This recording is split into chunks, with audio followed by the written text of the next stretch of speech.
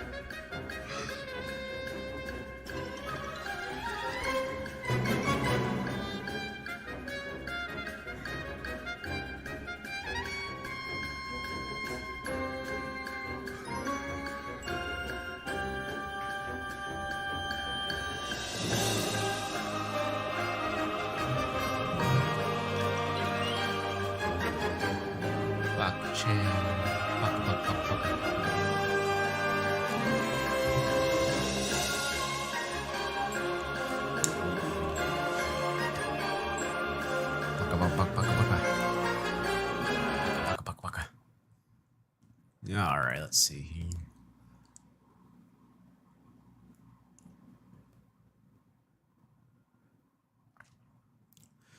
So 7:49. I do not have any chats yet.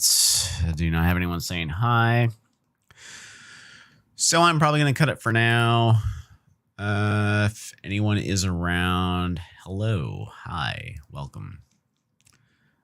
If you do have any questions, feel free to throw it in the chat.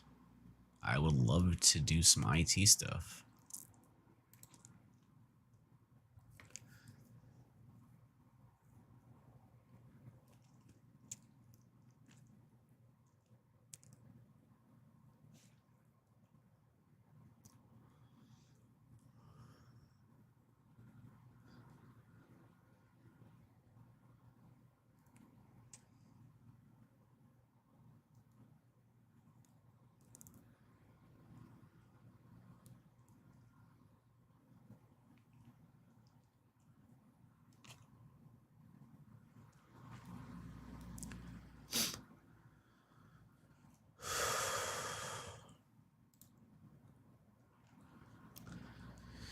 Yep. I think I'm just going to end it for today. Have a good one, everybody. Peace.